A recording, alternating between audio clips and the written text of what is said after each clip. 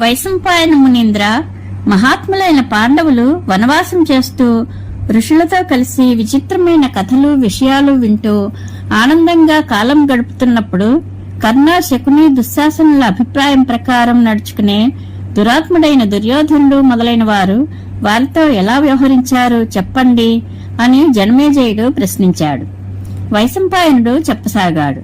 పాండవులు నగరంలో ఉన్నట్లుగానే అడవులలో కూడా ఆనందంగా ఉంటున్నారని వినిన దుర్యోధనుడు వారికి హాని తలపెట్టాలని యోచించాడు.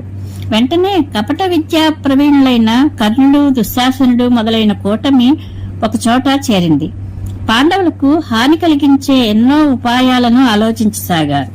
ఈ మధ్యలోనే ఒకసారి మహాయశస్వి అయిన దుర్వాసుడు తన 10,000 మంది శిష్యులతో కలిసి అక్కడికి వచ్చాడు. పరమకోపి అయిన దుర్వాసుడు తన ఇంటికి దయచేయడం చూసి అతి వినయం చూపుతూ తమ్ముళ్లతో కలిసి దుర్యోధనుడు వారి దగ్గరకు వచ్చి వారిని వినమ్రంగా అతిథి సత్కారాల కోసం ఆహ్వానించాడు. చక్కని ఆచారంతో వారిని పూజించి స్వయంగా తాను దాసుని వలె అతని సేవకు సిద్ధంగా నిల్చున్నాడు. దుర్వాసుడు అక్కడ చాలా రోజులున్నాడు. దుర్యోధనుడు ఎక్కడా బద్దకించకుండా రాత్రింబవళ్ళు అతనిని సేవిస్తూ ఉండేవాడు. అయితే అతడు భక్తిభావంతో కాకుండా శపిస్తాడేమోననే భయంతో సేవిస్తూ ఉండేవాడు. ఆ ముని యొక్క స్వభావం కూడా విచిత్రమైనది.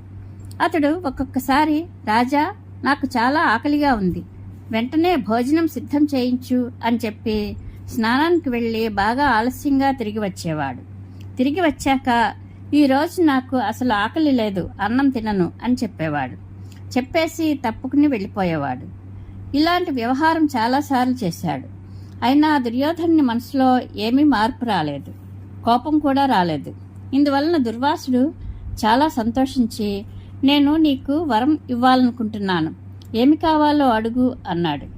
దుర్వాసుని ఈ మాటలు వినగానే దుర్యోధనునికి మనసులోనే తాను మళ్లీ మరో జన్మ ఎత్తినట్లు అనిపించింది.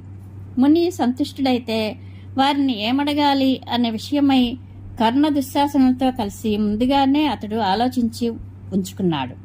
ముని వరం అడగమని చెప్పగానే అతడు ఎంతో సంతోషించి, బ్రహ్మణ్యుడా, మా వంశంలో అందరికంటే యుధిష్ఠిరుడు పెద్దవాడు. అతడు ఇప్పుడు అడవులలో తమ్ముళ్లతో కలిసి ఉంటున్నాడు. అతడు చాలా గుణవంతుడు, సుశీలుడు. మీరు మీ శిష్యులతో కలిసి ఈనాడు మాకు అతిథులైనట్లుగానే వారికి కూడా అతిథులు కండి. మీకు నా మీద దయ కలిగితే నా ప్రార్థన మరొకటి కూడా విని వెళ్ళండి. రాజకుమారి ద్రౌపది బ్రాహ్మణులకు తన భర్తలకు అన్నం పెట్టాక తాను కూడా తిన్న తరువాత విశ్రాంతి తీసుకునే సమయంలో మీరు అక్కడికి వెళ్ళండి అని వరదానాన్ని కోరుకున్నాడు. నీ మీద ప్రేమ కారణంగా నేను అలాగే చేస్తాను అని చెప్పి దుర్వాసుడు ఎలా వచ్చాడో అలాగే వెళ్ళిపోయాడు. దుర్యోధనుడు తాను ఆటలో గెలిచినట్లుగానే భావించాడు. అతడు సంతోషంగా కర్ణునితో చేతులు కలిపాడు. కర్ణుడు కూడా చాలా అదృష్టం, ఇక పని జరిగినట్లే, రాజా, నీ కోరిక తీరింది. నీ శత్రువులు దుఃఖమనే మహాసముద్రంలో మునిగిపోతారు. ఇదంతా ఎంత ఆనందకరమైన విషయం అన్నాడు. వైశంపాయనుడు చెప్తున్నాడు. తదనంతరం ఒక రోజున దుర్వాసుడు పాండవుల యొక్క, ద్రౌపది యొక్క భోజనాలు ముగిసి విశ్రాంతి తీసుకుంటున్నారని తెలిసి 10,000 మంది శిష్యులతో కలిసి అడవిలో యుధిష్ఠిరుని దగ్గరకు వెళ్ళాడు. యుధిష్ఠిరుడు అతిథి రావడం చూసి తమ్ముళ్లతో కలిసి ఎదురేగి అతనిని తోడ్కొని వచ్చాడు. చేతులు జోడించి నమస్కరించి ఒక అందమైన ఆసనం మీద కూర్చోబెట్టాడు. విధ్యుక్తంగా పూజించి ఆతిథ్యం కోసం ఆహ్వానిస్తూ, భగవాన్, మీరు నిత్యకర్మానుష్ఠానం ముగించుకుని వెంటనే వచ్చి భోజనం చేయండి అని చెప్పాడు. ముని తన శిష్యులతో కలిసి స్నానం చేయడానికి వెళ్ళాడు. ఈ సమయంలో శిష్యులతో కూడా ఉన్న నాకు ఇతడు భోజనం ఎలా పెట్టగలడన్న విషయమే అతనికి ఏమాత్రం ఆలోచనలోకి రాలేదు. మునులందరూ ఏటిలో స్నానం చేసి ధ్యానం చేసుకోవడం ప్రారంభించారు. ఇక్కడ ద్రౌపదికి అన్నం గురించిన దిగులు పట్టుకుంది. ఆమె ఎన్ని విధాలుగా ఆలోచించినా ఆ సమయంలో అన్నం దొరికే ఉపాయం ఆమె దృష్టికి గోచరించలేదు. ఆమె మనసులోనే శ్రీకృష్ణుని ఉద్దేశించి, కృష్ణ, మహాబాహు, దేవకీనందన, వాసుదేవ, పాదాల మీద వ్రాలిన దుఃఖితుల దుఃఖాన్ని దూరం చేసే జగదీశ, నీవే జగత్తుకు ఆత్మవు, ఈ విశ్వాన్ని సృష్టించేవాడవు, సంహరించేవాడవు నీవే. ప్రభు, నీవు నాశరహితుడవు, శరణాగత రక్షకుడవు, సమస్త ప్రజలను రక్షించే పరాత్పరుడవు, పరమేశ్వరుడవు. చిత్తవృత్తులను చిద్వృత్తులను ప్రేరేపించేవాడవు నీవే. నీకు నమస్కారము. అందరికీ వరింపదగిన వరదాతవు. అనంత రా, నీకంటే వేరే దిక్కులేదు. అసహాయులైన నీ భక్తులకు సహాయపడు. పురాణ పురుష, ప్రాణ మనోవృత్తులు నిన్ను చేరుకోలేవు. సర్వసాక్షి పరమాత్మ, నేను నిన్ను శరణు కోరాను. శరణాగత వత్సల, దయచూపి నన్ను కాపాడు. నీలోత్పల శరీర శ్యామసుందర, పద్మగర్భారుణకాంతి నేత్ర, కౌస్తుభమణి విభూషిత పీతాంబరధారి శ్రీకృష్ణ, సమస్త ప్రాణులకు ఆద్యంతాలు నీవే. నీవే పరమాశ్రయుడవు, నీవే పరాత్పరుడవు, జ్యోతిర్మయుడవు, సర్వవ్యాపకుడవు, సర్వాత్ముడవు. జ్ఞానులు నిన్నే సమస్త జగత్తునకు మూలబీజమని, సంపూర్ణ సంపదలకు అధిష్టానమని చెప్తారు.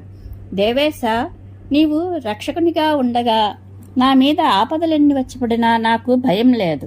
ఇంతకుముందు సభలో దుశ్శాసన బారి నుండి నన్ను ఎలా రక్షించావో అలాగే ఇప్పటి ఈ సంకటం నుండి నన్ను ఉద్ధరించు అని వేడుకుంది. ద్రౌపది ఈ రీతిగా భక్తవత్సలుడైన భగవానుని స్తుతించగానే అతనికి ద్రౌపది కష్టాలలో చిక్కుకుందని అర్థమైంది. ఆ పరమేశ్వరుడు వెంటనే అక్కడికి వచ్చాడు. భగవానుని రాకను గమనించిన ద్రౌపది ఆనందానికి అవధులు లేకపోయాయి. ఆమె అతనికి నమస్కరించి దుర్వాసముని రాకను గురించిన సమస్త వృత్తాంతం చెప్పింది. శ్రీకృష్ణ భగవానుడు ఆమెను, కృష్ణ, ఇప్పుడు నేను బాగా అలసిపోయాను, ఆకలి వేస్తుంది. ముందు నాకు వెంటనే ఏదైనా కొంచెం తినడానికి పెట్టు, తరువాత మిగిలిన ఏర్పాట్లు చేద్దువు గాని అని అడిగాడు. అతని మాటలు విని ద్రౌపదికి చాలా సిగ్గు కలిగింది. ఆమె అతనితో, స్వామి, సూర్యనారాయణమూర్తి ప్రసాదించిన గిన్నె నుండి నేను అన్నం తిననంత వరకే అన్నం లభిస్తుంది. ఇప్పుడు నేను కూడా అన్నం తినేశాను. ఇప్పుడిక ఏమీ లేదు, ఎలా తేగలను అన్నది. భగవానుడు, ద్రౌపది, నాకు ఆకలితో అలసటతో చాలా బాధగా ఉన్నది. నీకు నవ్వులాటగా ఉంది. ఇది పరిహాసానికి సమయం కాదు. వెంటనే వెళ్ళు, ఆ పాత్ర తెచ్చి నాకు చూపించు అన్నాడు. ఈ రీతిగా పట్టుబట్టి భగవానుడు ద్రౌపది చేత ఆ పాత్ర తెప్పించాడు. చూడగా దాని అంచుకు కొద్దిగా కూర అంటుకొని ఉంది. దానినే తీసుకుని అతడు తిన్నాడు. తిని, ఈ కూర ద్వారా సమస్త జగత్తునకు ఆత్మ యజ్ఞభోక్త అయిన పరమేశ్వరుడు తృప్తుడు సంతుష్టుడు అగుగాక అన్నాడు. ఆపై సహదేవునితో, ఇక వెంటనే మునులందరినీ భోజనానికి పిలువు అని ఆదేశించాడు. అతని ఆజ్ఞ పొందిన వెంటనే సహదేవుడు దేవనదిలో స్నానానికి వెళ్లిన దుర్వాసుడు మొదలైన మునులందరినీ పిలవడానికి వెళ్ళాడు. మునులందరూ నీళ్లలో నిలబడి అఘమర్షణ స్నానం చేస్తున్నారు. వారికి అకస్మాత్తుగా అన్నం తిన్నట్లుగా తృప్తిగా కడుపు నిండినట్లయింది. మాటిమాటికి అన్నరసంతో కూడిన త్రేపులు రాసాగాయి. నీటి నుండి బయటకు వచ్చి వారు ఒకరి ముఖాలు ఒకరు చూసుకోసాగారు. అందరి పరిస్థితి ఒకలాగే ఉంది. వారంతా దుర్వాసుని, బ్రహ్మర్షి రాజును భోజనం సిద్ధం చేయించమని ఆజ్ఞాపించి మనం ఇక్కడికి స్నానానికి వచ్చాం. కానీ ఇప్పుడు గొంతు వరకు అన్నం ఉన్నట్లుగా తృప్తిగా ఉంది. ఎలా భుజిస్తాం? మనం చేయించిన వంట అంతా వృధా అవుతుంది. ఇప్పుడేం చేయాలి అని అడిగారు. దుర్వాసుడు వారితో, నిజంగానే మనం వ్యర్థంగా అన్నాలు వండించే రాజర్షి యుధిష్ఠిరుని పట్ల అపచారం చేశాము. అంబరీష మహారాజు యొక్క ప్రభావాన్ని ఇప్పటికీ మేము మర్చిపోలేదు. ఆ సంఘటన గుర్తుకు వచ్చి నాకు ఎప్పుడూ భగవద్భక్తులంటే భయంగా ఉంటుంది. పాండవులందరూ అటువంటి మహాత్ములే. వారు ధార్మికులు, శూరులు, విద్వాంసులు, వ్రతధారులు, తపస్సులు, సదాచారులు, నిత్యము వాసుదేవుని భజనలో నిమగ్నమై ఉండేవారు. అగ్ని దూదిగుట్టను తగలబెట్టినట్లుగా కోపగిస్తే పాండవులు కూడా మనలను కాల్చివేయగలరు. కాబట్టి శిష్యులారా, పాండవులకు చెప్పకుండానే ఇక్కడ నుండి పారిపోవడమే మనకు శ్రేయస్కరం అన్నాడు. తమ గురువైన దుర్వాసుని మాటలు విన్నాక ఇక శిష్యులు ఎలా ఆగుతారు? పాండవులకు భయపడి వారు పారిపోయి దశ దిశలను శరణ పొందారు. దేవనది గంగానదిలో మునులు కనబడక సహదేవుడు చుట్టుపక్కల రేవులలో కూడా తిరిగి తిరిగి వెతకసాగాడు. అక్కడ ఉన్న తాపస్సుల వలన వారు పారిపోయిన సమాచారం తెలుసుకుని సహదేవుడు యుధిష్ఠిరుని వద్దకు తిరిగి వచ్చాడు. అతడు జరిగినదంతా అన్నగారికి నివేదించాడు. అనంతరం జితేంద్రులైన పాండవులు వారు తిరిగి వస్తారనే ఆశతో చాలాసేపు ఎదురుచూశారు. ముని అర్ధరాత్రి దాటిన తర్వాత అకస్మాత్తుగా వచ్చి మనను మోసం చేశాడు. విధివశాత్తు మనకు పెద్ద చిక్కు వచ్చి పడింది. దీని నుండి మనం ఎలా బయటపడగలిగాము అని వారికి సందేహం కలిగింది. ఈ రీతిగా ఆలోచిస్తూ మాటిమాటికి వారు నిట్టూర్చారు. వారి ఈ స్థితిని చూసి శ్రీకృష్ణుడు, పరమకోపి అయిన దుర్వాస ముని వలన మీ అందరికీ గొప్ప ఆపద రాబోయింది. ఇది తెలిసి ద్రౌపది నన్ను స్మరించింది. అందుకని నేను వెంటనే ఇక్కడికి వచ్చాను. ఇక మీకు దుర్వాస ముని వలన కొద్దిగా కూడా భయం లేదు. అతడు మీ శక్తిని గమనించి ముందుగానే పారిపోయాడు. ఇక నేను వెళ్ళి వస్తాను. మీకు శుభమగుగాక అని వివరించి చెప్పాడు. భగవానుని మాటలు విని ద్రౌపదితో సహా పాండవులందరూ నిశ్చింత పొందారు. వారు, గోవింద, నిన్నే రక్షకునిగా పొంది మేము పెద్ద పెద్ద ఆపదల నుండి బయటపడ్డాము. మహాసాగరంలో మునిగిపోయే వారికి నౌక దొరికినట్లుగా మాకు నీ సహాయం లభించింది. వెళ్ళిరా, ఇలాగే భక్తులకు శుభాలు కలిగించు అని అతనితో అన్నారు. ఈ రీతిగా వారి అనుమతి తీసుకుని శ్రీకృష్ణ భగవానుడు ద్వారకాపురికి వెళ్ళిపోయాడు. పాండవులు ద్రౌపదితో కలిసి ఒక అడవి నుండి మరొక అడవికి తిరుగుతూ ఆనందంగా కాలం గడపసాగారు.